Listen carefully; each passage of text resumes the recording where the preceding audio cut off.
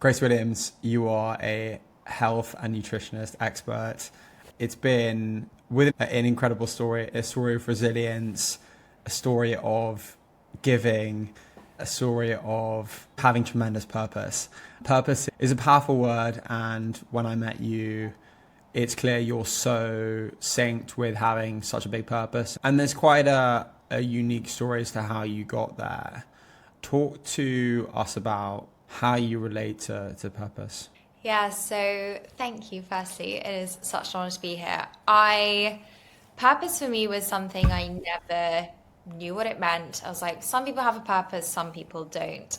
But for me now, it's ultimately what's important to you. And finding my purpose meant going through a lot of pain, a lot of things that I would never have expected. I always say I was on that trajectory of life was happening, of I got good grades at school, went to uni, did exams there, did well there, I then decided to do law, was going to law school. It's like this whole sort of, the path was mapped out of just this, like, you study, you go into law, and then that's going to be your career, and that's going to be the next 30, 40 years.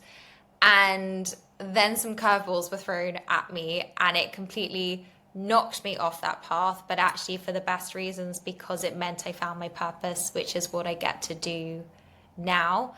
And I think, purpose has become something that's now super important to me, because it means I'm in alignment with both energy and also having a sense of knowing where I'm going. I didn't really have a direction before. Someone else dictated the direction, and now it's being able to create my own direction with that. The hurdles, resilience is something you've clearly has been A, challenging, but B, you've really taken out what you can and turn things into opportunities. Give us a flavor of the context to that. Yeah, so I was trundling along.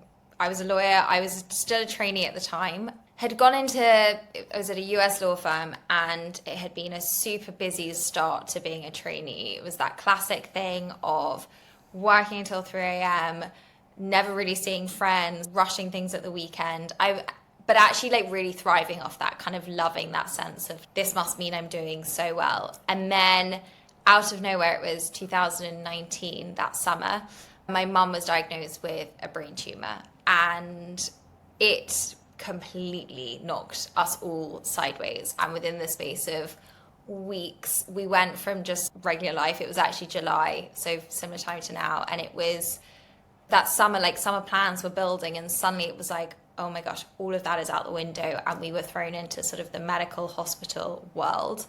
Very quickly, she went for a biopsy, results were coming back, and it was then we had this treatment plan for the next 6 weeks of chemo, radiotherapy, all of these things, terms that you've heard of before, but I just didn't really understand. And then... How old were you at this point? I was 24 at the time. So really didn't understand anything, I will say. It then was like, okay, we've now got this. We've always been we were a close family. So it was very much, okay, what are we doing to deal with this as a family? But I felt quite responsible for looking after my mum from a caring perspective. But that was then really thrown to the fore so it was then December that year, my dad was diagnosed with lymphoma. And it was actually Christmas Day that we had to go through this whole malarkey of taking him to hospital at 9 p.m, which A&E on Christmas Day is like an episode of Benidorm mixed with EastEnders, mixed with Love Island. Like, it was just the craziest thing to watch at 2 a.m. when we were still there. But it was suddenly this thing of, oh my gosh, what is happening? Obviously with the context that then suddenly we get thrown into COVID, these like curveballs were basically life being thrown in so many different directions. And overnight my priority shifted from like work being total number one to just wanting to be there for my parents, but actually having a really hard time balancing that internally, because I was driven to be ambitious, to do well at work. And so the feeling of letting that drop, but also not wanting to let the family side of things drop, created this like whole sense of pressure and understanding, okay, what is it that's important to me and where do I stand within this, which kickstarted this purpose journey. That sort of caring experience was basically ended up being 3 years. So my mum, it was incredible. She was given 6 months. She lived with the brain tumor for 3 years. And we had a lot of ups and downs within that. As my dad recovered and got better, my mum got worse. So it was watching these two very different journeys. And then she ultimately passed away in summer 2022. So 3 years ago on Monday, which was that was another curveball, because the trajectory was supposed to be, I say supposed, what everyone says with the brain tumor is it's a very slow process. You'll know when the decline is.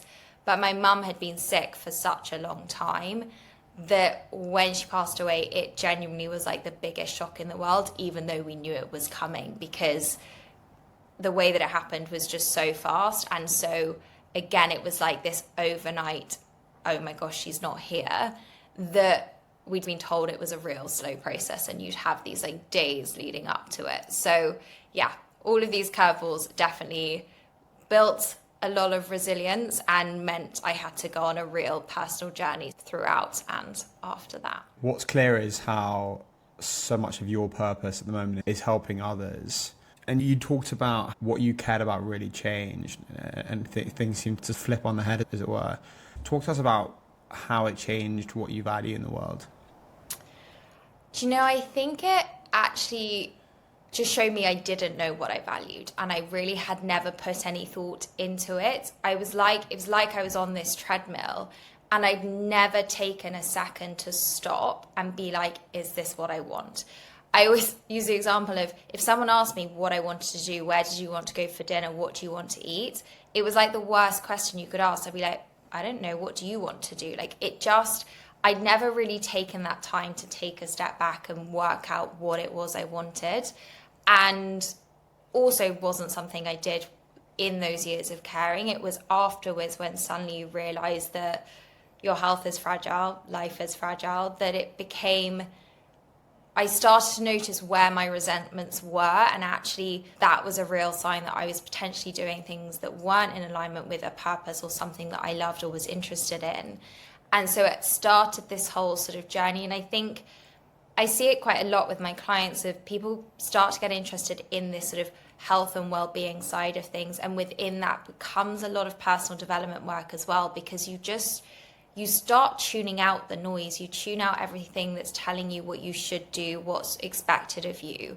And you actually start to get curious. And I think it did take me going through those years in order to do that, because I would have stayed on the trajectory of just like working for partnership, just keep on going, not questioning anything, and actually just accepting a lot of how I was feeling as normal, because I see that in clients now. It's like, these things are all normal, so we don't question them. But it does sometimes take taking a step back to really see what's coming up. And it's definitely what it did for me, to blow the gates open, of just be like, hi, there's a lot more to life, and where do you stand within that?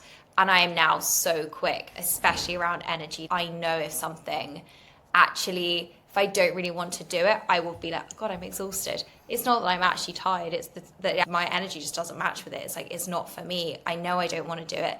Whether it's a certain plan, a business idea, if my energy is not behind it, that's how I now know that actually maybe that's not something that's right for me. But that takes time to start getting in tune with that. We tune out of our bodies so much, and it's a real process to tune back in. Those that have huge amounts of energy, passion, are able to give a lot, what are the themes that you can see in them, and how do you advise people to connect with themselves? So I think the biggest thing is, again, coming back to that purpose, but they have a path. They know what their end goal is. And this can be on a big level of a business goal you want to achieve, or it can be on a very small level of, okay, this week I want to cook 3 meals at home. It can be on so many different scales. But when you have a very clear end goal, weekly, monthly, daily, yearly, when you have that, your energy is behind it, which means actually you're motivated to do it. It's when we leave things very unclear that I see people's energy dropped. You could say, oh, I really want to eat more healthily. But if you haven't got a clear map of what that looks like, you're not going to have the energy behind it. So those people that you really see are full of beans, and whether that is on the big career goal that they have or to bring in a new change, it's because they're so clear, A, on their why it's important to them, but also they have the path. And very often we forget the path side. We're like, I know what it is I want, but we just don't have the, okay, how am I going to get there? And the way that I will always work with people to tune back into that, the biggest thing I see is coming out of a stress response. And this is one of the building safety in your body is like an underlying theme throughout all of my work, because ultimately, and this was my own personal journey, when you are stuck in fight or flight, when stress is your default, you cannot think in that expansive, what's available to me, what opportunities can I take? You're in lack, scarcity, narrow-mindedness, and you actually cannot see past what's right in front of you. I knew for me, I ate the same meals on repeat, I wore the same outfits on repeat, because I just didn't have the capacity or the space to think outside of that. Particularly when I was a carer, that was like, I know, is it Steve Jobs who wore the same thing every day? There's a sense to it in the idea of, okay, you're taking out some decisions, but when you actually think holistically, okay, do I have the capacity to try something different?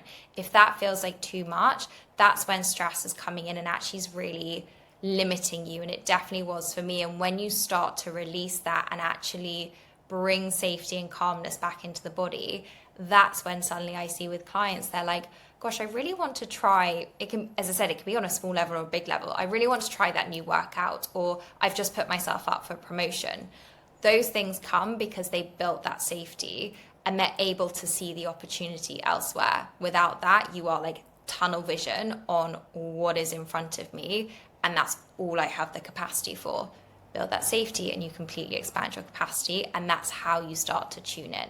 Your body is always going to communicate with you, but if we're shutting off those signals, then that's when it's really difficult to tap into that. Clearly one needs that foundation to be sorted to be able to even be in this sort of expansive mode. Are there some things that one can do to help facilitate those foundations being correct? And I want to touch at some point, maybe now, on compassion and self-compassion. So I will always start with understanding where you currently are. So really get very honest with yourself of, are you stressed? Because you can ask yourself, am I stressed? No, I feel quite calm. But then think about, how are you sleeping? What's your digestion like? How's your hunger? How's your energy? If all of those things are off, if you're very reactive to things that are happening, I always say, okay, if the train gets cancelled this morning, how are you going to feel? If that's the most frustrating thing to happen, then it's a sign that actually your body is running more on its sort of survival response on resources, as opposed to being very calm and peaceful and going about your day. Because when you feel calm about that, you can literally go, oh, there'll be another one 10 minutes later. It's a bit annoying, but it's not going to derail your day. How we react to things externally is such a clear reflection of our internal state, how we're feeling. So the first stage is always getting super clear on, how is that coming up for you? Where are you on that stress spectrum? There are 3 stages to the stress response. Are you just in that initial fight or flight? Yeah, got in stress, but I can come back out of it quite easily. Has it become your norm? Is it so natural to you that you're like, this is how... I was someone that said, and it would repeat this so many times, I'd be like, I do so much better when I'm stressed. My work product is better when I'm stressed, when I'm under pressure. That's okay, as long as you're coming out of it. But so many of us are not coming out of it. And so seeing where it's coming up, and then the tools that you can bring in are things, one of the most powerful things you can do is bookend your day. How are you starting the day and how are you ending the day? So much of the middle part, whether that's work, you're building a business, you're spending time with friends and family, you don't have a lot of control over that part of the day, but you have a lot of control over how you start and how you finish it. So on a physiological level, are you getting natural light? That is what helps regulate the natural release of cortisol. You're supposed to get this big spike in the morning. We want that to turn off, and natural light is the signal to do that. It's also going to give you natural energy and not stress-induced energy. In the evening, are you still on your phone at 11 p.m. trying to go to sleep? Or do you have a space where actually you just take a second to be like, I'm now going to wind down. Like, this is my time for me. And when you create those spaces at the start and the end, it just gives your body a bit more resilience. And the more, that's where you start. And what you'll slowly start to realize is you can build in so many more practices. And where the self-compassion piece really actually massively comes in with that is when you're stressed, and even just when you're busy, not necessarily in that, oh gosh, I'm so stressed type feeling. But when you're busy, self-compassion goes out the window because your priorities are all external. For me, self-compassion is coming back to what permissions are you giving yourself? What grace are you giving yourself to? Is it that you need to rest? Is it that you need just 10 minutes without someone emailing you? So you just need to leave your phone for 10 minutes and actually just have that space. The self-compassion piece is understanding that you are your own priority. You are actually the only one that is going to prioritize yourself.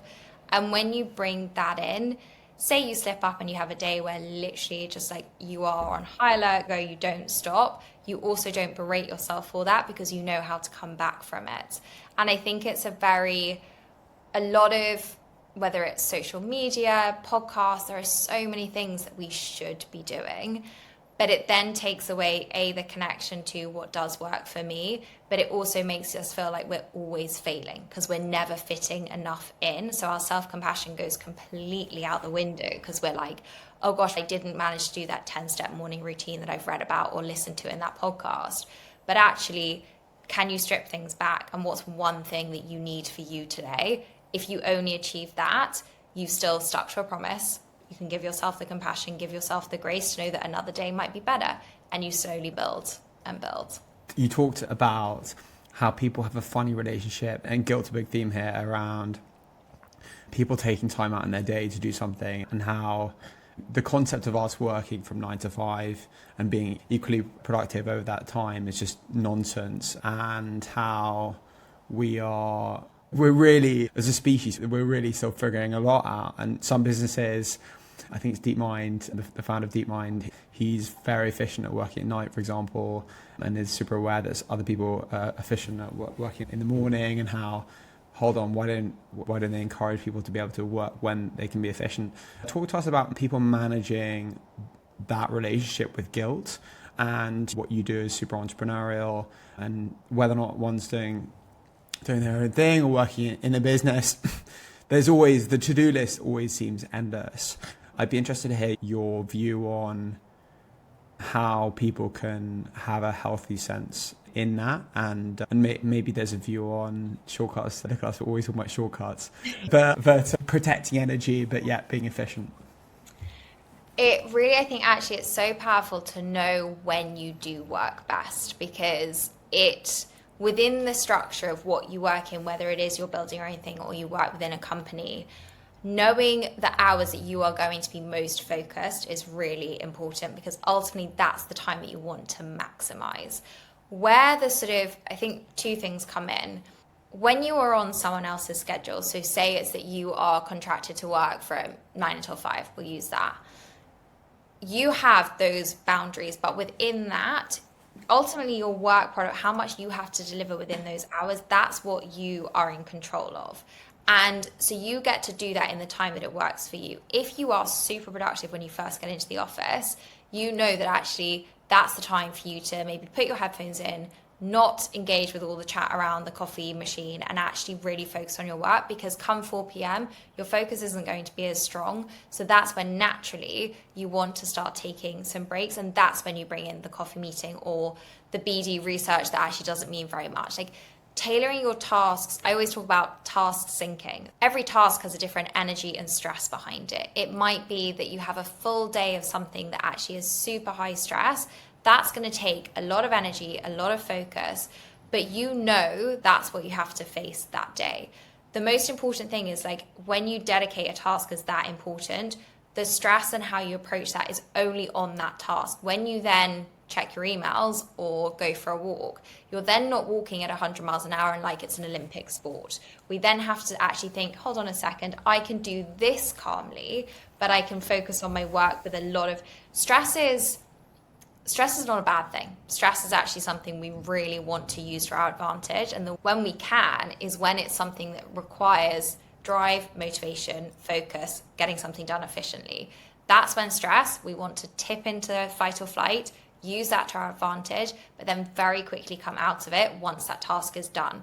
The problem is we don't come out of it. We go in, but we don't come out. And so if you find that energy is dipping at certain points of the day, two things I would always say: get outside. Firstly, if you find your energy dipping, really go see some natural light, get some fresh air. It will give you such a boost. But then also think about, how are you fueling yourself? Because I've spoken a lot about output, so the doing, but a lot of my work is all around making sure you have the internal foundations to maximize and optimize that output. And that comes down to both your recovery, but also your fuel. How are you eating? What foods are you eating? And if you find that actually your focus always drops at 4 p.m., maybe your lunches aren't working for you. Maybe actually you're not eating enough in the morning, that's then having this real energy crash in the afternoon. And so it's a very holistic picture at looking at, hold on, where there is a natural level that some of us work better later in the day and some of us work better earlier in the day. We all have different timings around that.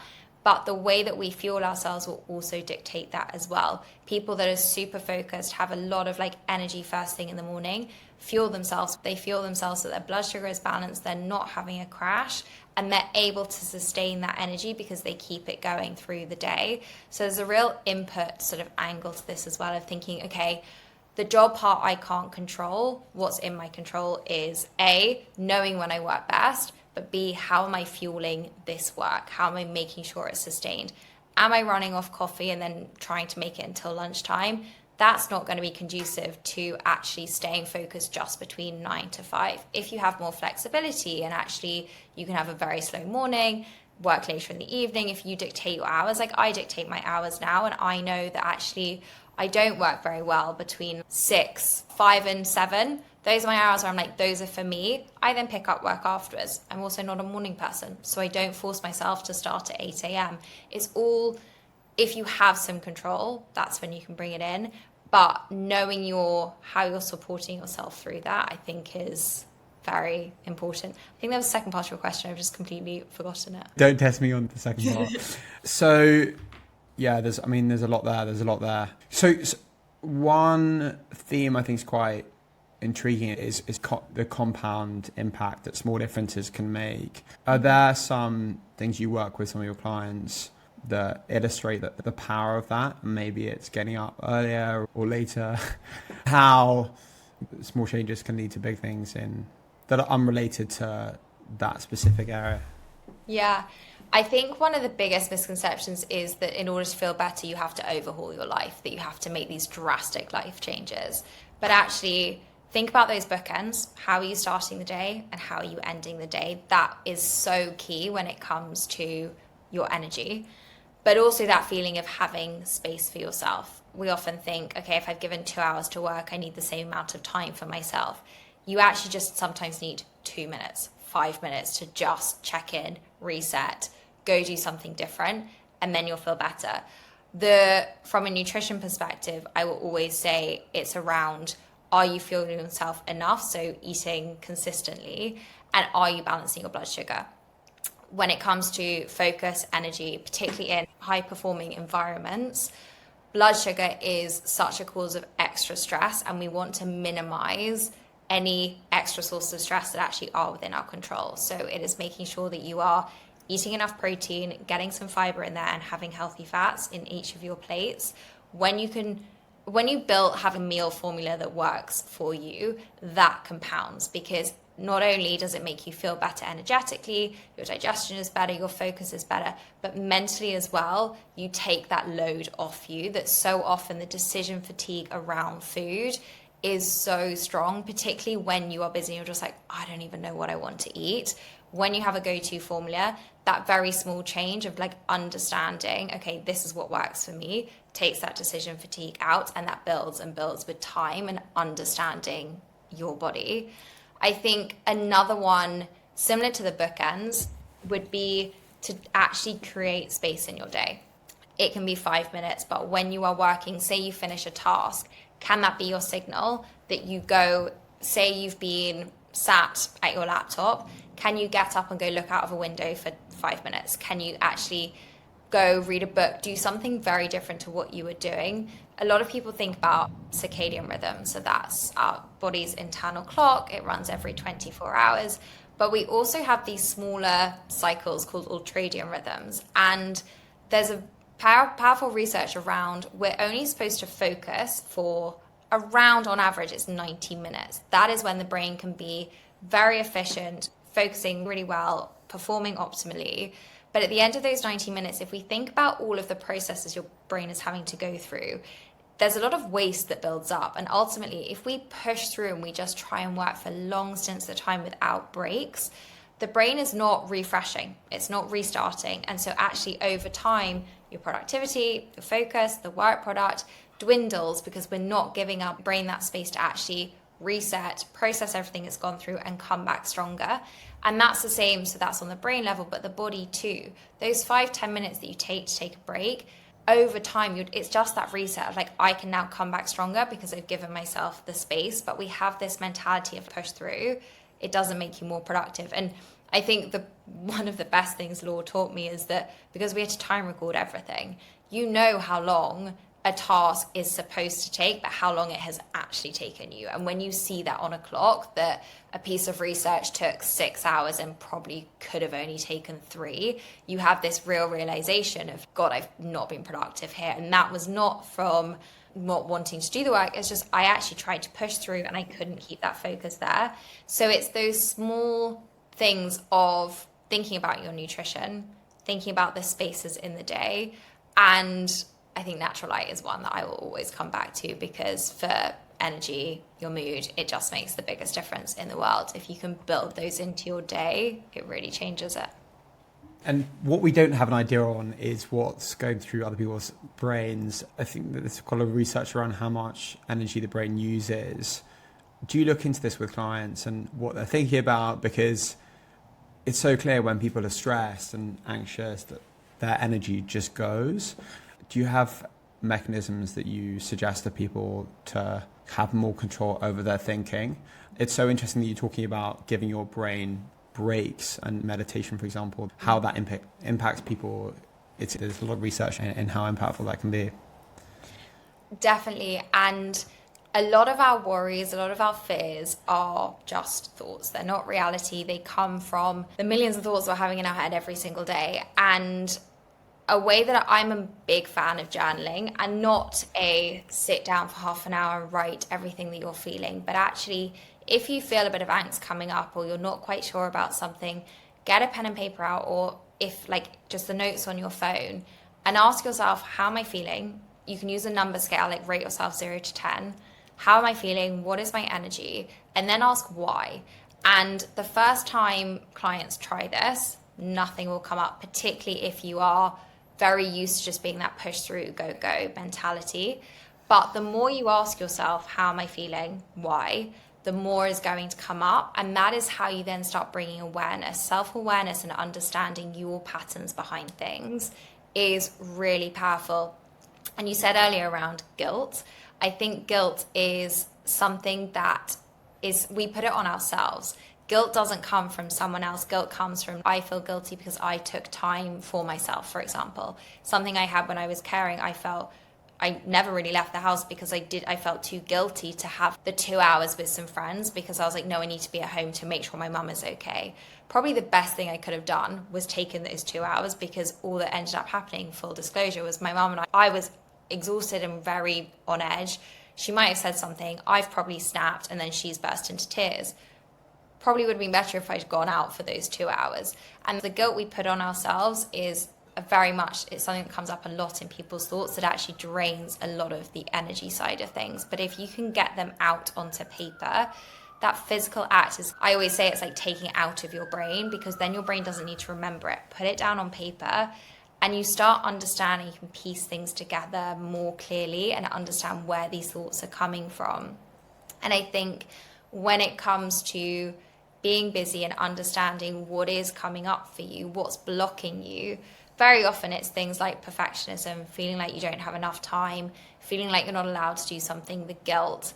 these things play on your mind and they build and they get bigger than they actually are. If you say it out loud, once you've written it down and you read it out loud to yourself, you'll realize how small that thing is and that actually there's so much you can do to combat it.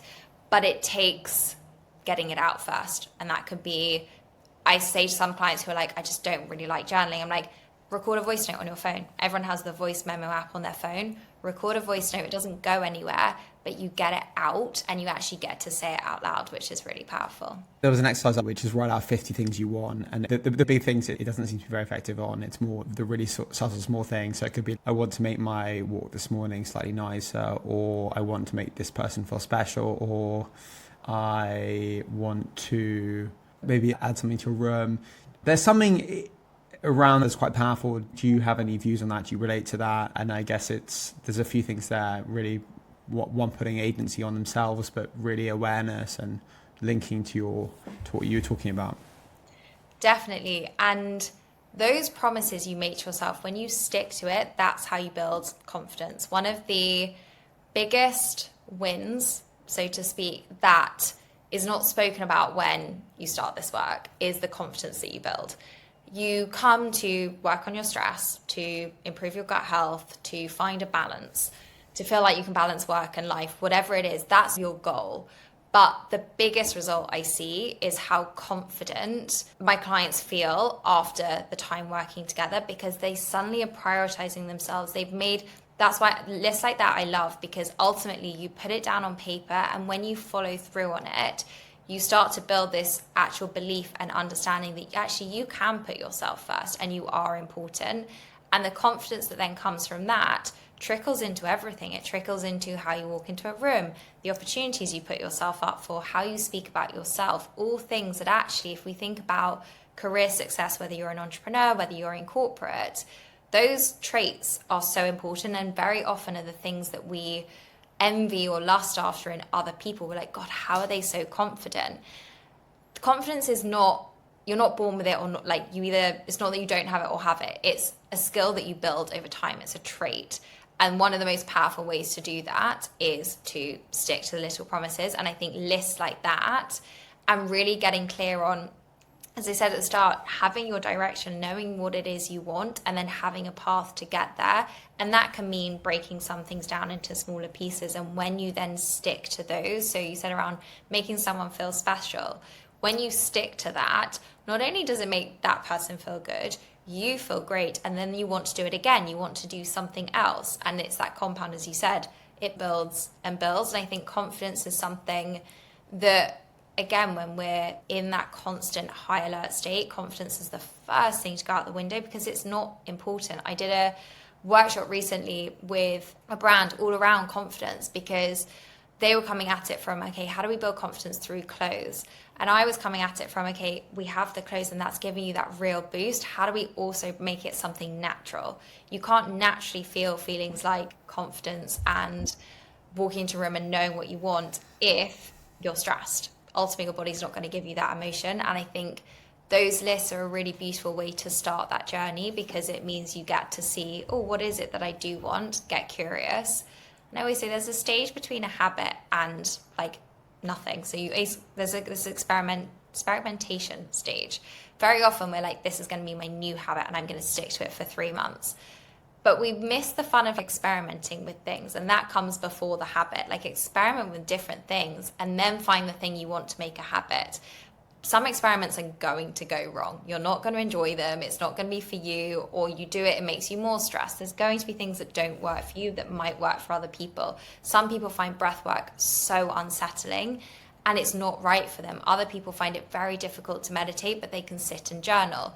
When you experiment with all these different things, same with foods, some people do really well off a more high carb diet. Actually, that really suits their blood sugar. Other people, it completely tanks them. And so experimenting, getting curious about these things is, very fascinating. And I think that's how you start to learn your body, make those small promises that you commit to, you build confidence, and that trickles into so many different areas of how you're feeling. You're touching on how different things work for different people. I love the anecdote and how you talk about clothing and how that can bring in confidence to people. Can you think of some things that give you confidence that maybe were surprising or give other people confidence? I think for me, I hated public speaking. When I was in law, if someone asked me to give a presentation, even to speak up in a meeting, I would be so anxious about it for days. And then starting this business, a lot of what I do is corporate workshops, I speak at events, and even speaking on podcasts, it's my favorite thing to do is now speaking, whether it's in front of people, one-to-one. Like, I have found a confidence in that I never thought was there. And that came from building that safety. I could not see that actually I was able to do it because I was just so one-track mind, focus on literally what's in front of me and freak out about anything new. Speaking in a meeting is not something you do every day, or giving a presentation. So that was just like too much for my nervous system. And so for me, I think that's where I saw it very personally.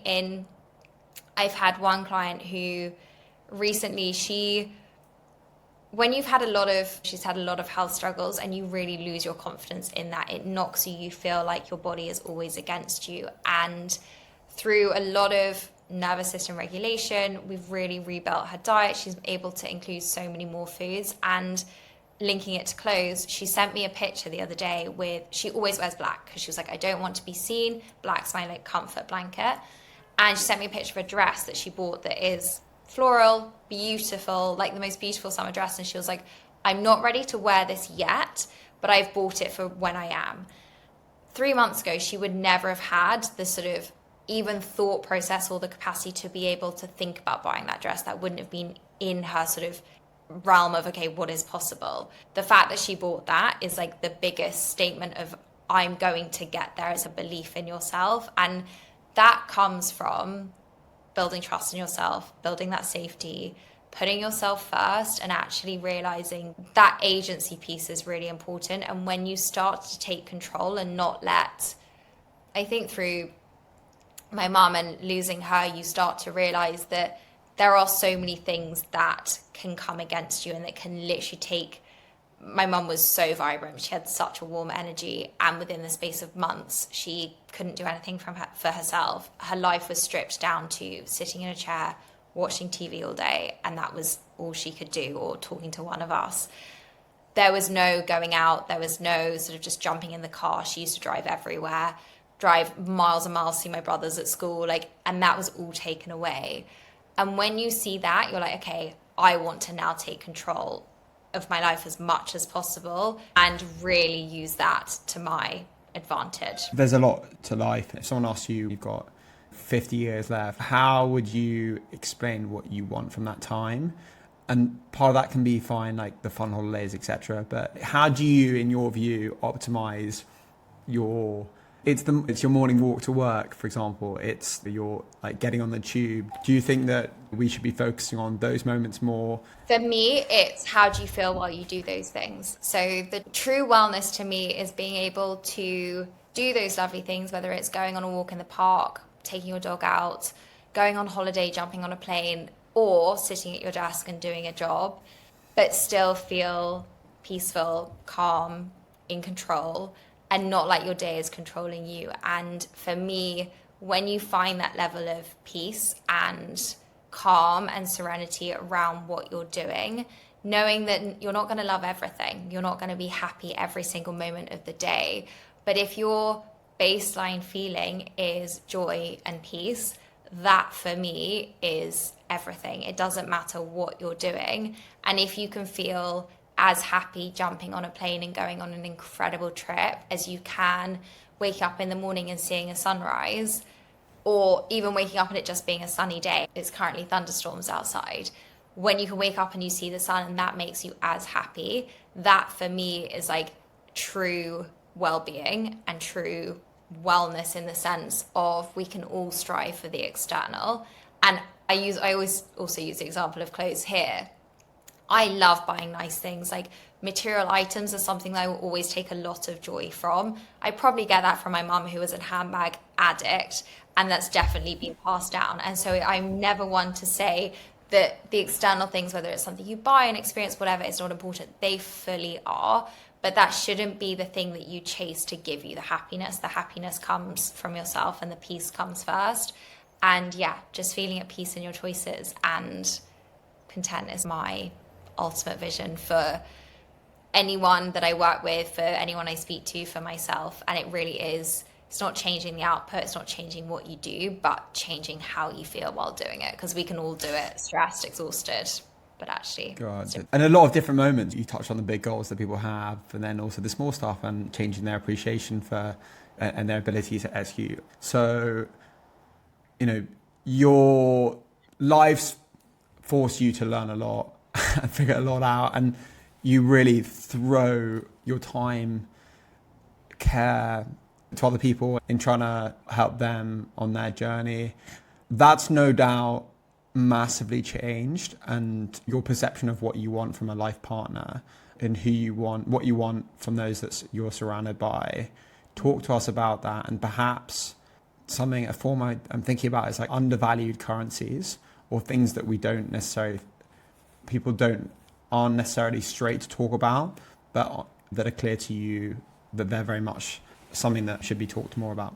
Yeah, I think, as someone that is like dating and it's such a whirlwind of a world, ultimately, whether it's friendships, romantic relationships, business relationships, asking yourself and being very honest about how does that person make you feel. If you feel slightly on edge around someone, or you're worrying about what they're doing, or you're not quite sure about a decision they might make, if you can't fully trust them, then they're not your person. That's not to say they're a bad person, but everyone has different energies, and energies match or they don't match. And I'm a big believer that we're not all for everyone. And actually, when you can get really honest about that, of I felt a bit off around that person, and it can be in business, it can be in friends, it can be in so many different sort of realms of life. That is one of the biggest things. And knowing that someone will be there for you in the good and the bad, again, works in any situation. But something that the friends that were there for me during those 3 years, that were there for me after my mum passing away, they are my ride and dies, because I know that in the darkest times, they stood by me for 3 years. They didn't expect me to be happy, jolly, to make them laugh. And the same comes when you're thinking about life partner, when you're thinking about relationships. Things are not always going to be sunshine and roses. There are going to be times that are tough, and having that trust and full conviction that's actually that person will be there for you and can hold you, especially if you are someone that holds a lot for other people, there will be a time when you need it to be the other way around. And I think that's a quality that I look for across the board. Same in business as well. There are things that if they don't feel like a full yes, that I'm not going to go for them, because energetically there'll be something off there. And again, like we've spoken about a lot today, I think that really takes being honest with yourself and actually stopping the autopilot. Get off the hamster wheel, get off the auto, oh yeah, he looks great on paper, and actually take a step back and be like, but how did that make me feel? Did I feel safe? Did I feel like I could be myself? Did I try and hide part of me? Did I actually not admit something? The story I always tell is I ended up going on a date and telling someone that I had an infrared sauna in my flat that looks like a tent that your head sticks out the top of. I didn't care, because it was like, do you know what? That's just me. It's batshit crazy, but that is like a part of me. But we so often hide those things to fit in the perfect mold. If you can be yourself around someone, then that means a lot. Again, no matter the situation or setting that you're in. I love that. Different cultures have different propensities for people to talk about certain things. What cultures or attitudes are you like, whoa, we need way more of that? Or things that you generally want people to behave in a certain way? Ooh. I just wish we were more open. I wish it was the norm to say that you're not okay. It was actually people took the time for themselves that they needed. If you don't want to go to a plan, that's saying no actually isn't a bad thing. If you don't have capacity to take on extra work, that you say that, and actually someone might then go, do you know what, Grace, you do have the capacity, and you have a reality check, or someone understands it. And I think there's we are very closed, we're very back to that perfectionism side, we never want to show weakness. And I will say this is like still a huge work in progress for myself, because I find it very hard to admit that maybe something is too much, or I don't have time for something, or to admit a flaw. But I think the more we can do that, the more human you bring into a relationship, a conversation. And that's what's so often missing, that real like human connection. There's an incredible study around loneliness that ultimately it is more detrimental to your health than smoking 15 cigarettes a day. And that epidemic is only getting worse and worse as we get more addicted to things like social media and speaking to people through screens rather than seeing them in real life. The more we can bring that human connection, whether that is you actually get more, you release more oxytocin when you speak to someone on a phone or through a voice note than you do through a message. So there's different scales to this. Obviously, the best thing is to see someone in person, but if that's not possible, can you send a voice note? Can you call them? And be open about how you're feeling, because the more that I always say restriction is not just about, oh, I restrict a certain food, I don't eat dairy. Restriction is a physical feeling. If you think about restriction in the body, your whole body tenses, which means you're feeling stressed. Your body is not free and just like letting things, like the thoughts aren't going to flow. Everything is tense. And when we stay in that tense feeling, you're not going to share, you're not going to be open, you're not going to be yourself. A lot of amazing views there. Sometimes one can't connect with certain people for various reasons. Maybe one is working in a really remote place. How do you advise people to have that connection? And perhaps you really look up to some societies that function, or maybe it's groups of people that meet in a certain way.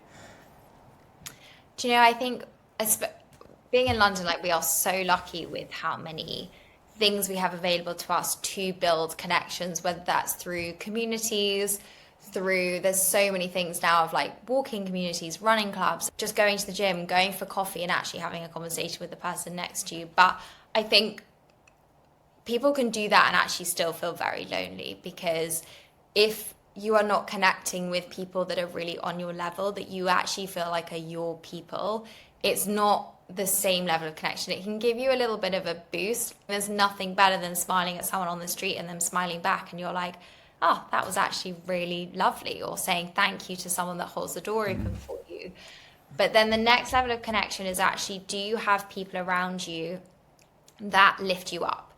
And when you have that, it will really change your energy, and it will really change how you feel going into the week. I always say, with a lot of clients who are very type A driven, they are working so hard, they've nailed their habits, they've nailed their routines. The biggest prescription I will give them is go for dinner with your friends on Friday night or Saturday or whatever it is. Go for brunch on Saturday, go for Sunday lunch. Plan one meal in that week that's just going to mean you let go and you laugh, because that's the connection we need. And if you can't do that, if you are somewhere remote, how can you recreate it? We had the years of COVID where we were not seeing people, but somehow there was a lot of loneliness, but we also found ways to connect with people. And that could be through calling your best friend, having a FaceTime where you're both eating dinner if you're in different countries. It could be sending her a voice note because you've just suddenly thought of her and something's made you laugh. I have no doubt that when she listens to that, she will laugh and then she will feel great too. But it's getting creative of ways of actually what makes me feel good if I receive it, and how can I give that to other people and know that you're going to get that back as well. And if you don't necessarily have those people, find places that you can go to, things that you love, and actually just pluck up a conversation with someone. One of my closest friends now is someone that I met. We went on a walk in January that was like set up by the girl that I do Pilates with. Didn't know anyone. It was a rainy January morning. She is now one of my closest friends because we were just so similar and like on the same level with so many different things, and she's become a very close friend. And that was a connection that I would never have expected to have made. But so often we're like, oh, I'm past 21, I'm not going to make new friends. Actually, you can make incredible friends any single day of the week and bring in that connection whenever you want.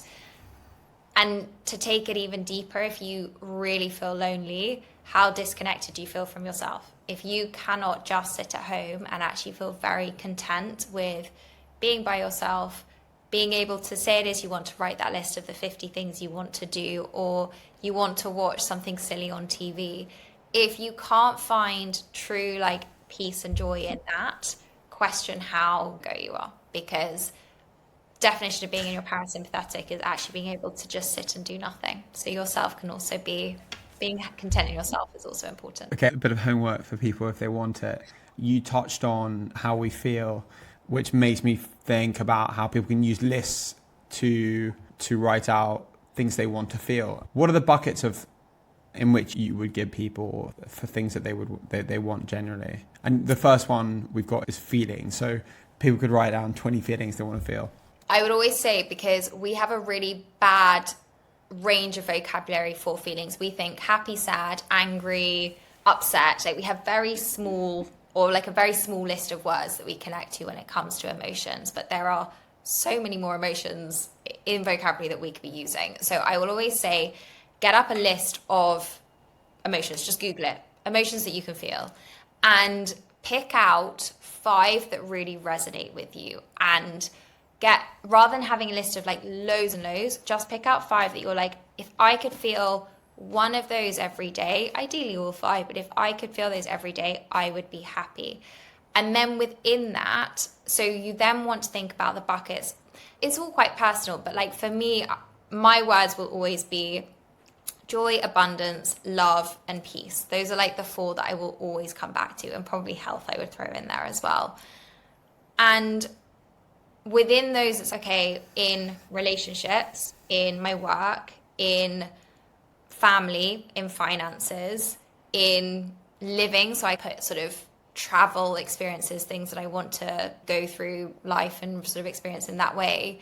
In those buckets, how do you bring those emotions in? So have the emotions at the top, and then think about the different areas of your life, but the ones that are important for you, because where you live might not be something that is important for you. Your career might not be something that actually you really want to focus on. So this might change with the seasons, it changes with the time, but then bring in goals, bring in like, how can I bring in that joy to my work? How can I make something a little bit different to find that joy again? Actually, I'm really interested in X topic. How can I put myself up to be on that team to work with them?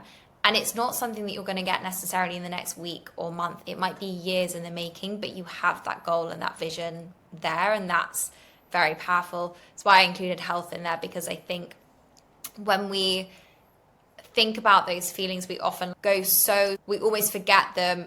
We go on the material side and we forget actually the health side of things. Like, what is it that's going to serve us to get there? That's when it's okay, I know that I want to bring in more movement to my day in order to have the strength to chase my children around the garden, which I know makes me really happy. There's so many different ways it all links, but have the buckets, just get a sheet of paper.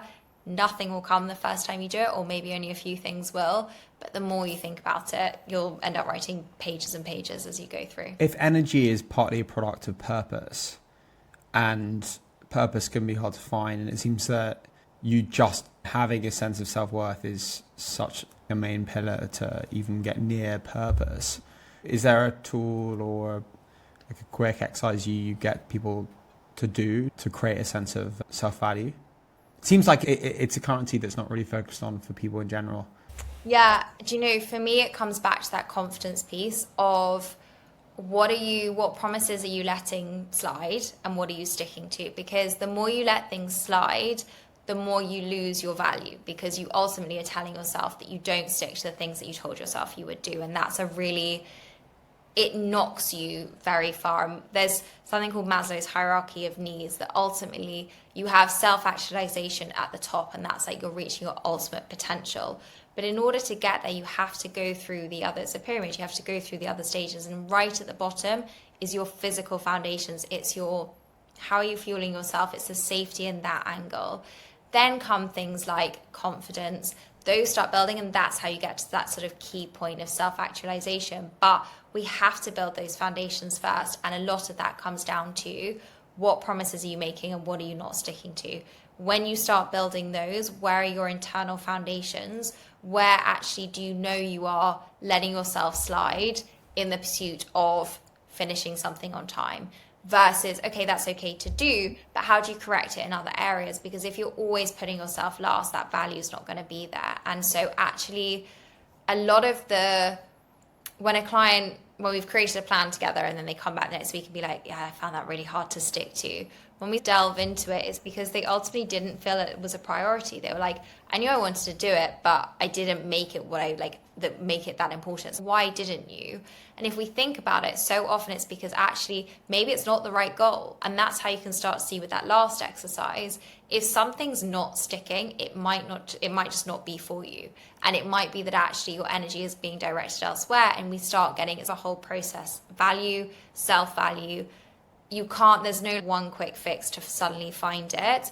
Stick to the little promises. Anything's not sticking, maybe that's not for you. Try something new, bring in that experiment.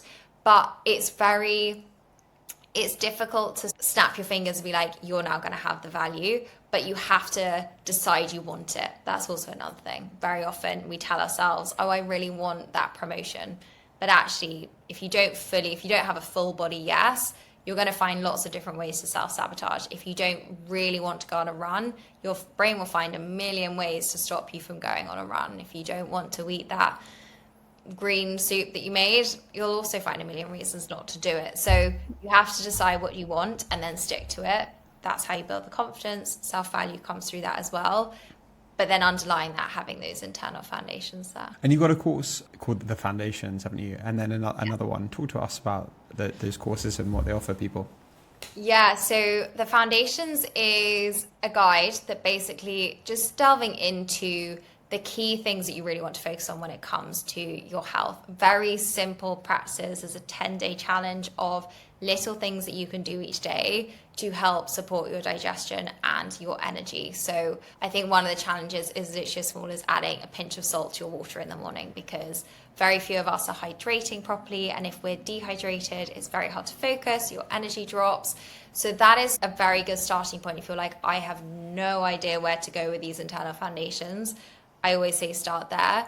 And then my other program is the Rhythm Code. And this is where we're taking those foundations and delving into a whole lot more, which is all around understanding the natural rhythms that our body is built to thrive on and to operate on. So we've become so disconnected from actually where true energy comes from, how metabolism works, what safety means in the body. And we're just pushing through, and we keep on adding different habits without understanding whether they are working for us. So it's an 8-week program where we delve into all of those different topics: metabolism, bloating, blood sugar, thyroid. We're going into all of it, and with a personalized element of what as well through the coaching side. So it's a real deep dive into all of that just to understand. I always say, we always try to do without knowing why, but we actually sometimes the why and the learning needs to come first, because then the habits naturally follow, as opposed to trying to force something that you're like, why am I doing this? What is the point? It's only going to be important if you understand why you want to do it and you have intention behind it. Intentions are so key. So yeah, that's the Rhythm Code. I also have a training on confidence that is a lot about what we spoke about, building safety and building those foundations for confidence as well. And you worked with a big brand. Can we say which brand that is? Or Yeah. So the confidence training was with Dior, which was actually a very full circle moment. So I'd bought a Dior jacket to wear to my mum's funeral, and that jacket is what got me into my mum's funeral that day. Like, it was putting that on, it was like, I can now face what is in front of me, which meant walking into a church full of people that loved my mum, and somehow we had to walk in behind a coffin, and I knew that was going to be impossible, but the jacket gave me this, I've got this feeling. And so to then work with them to bring this training to really, we created it together from a sense of like, where do women get confidence from? How does it change how we feel?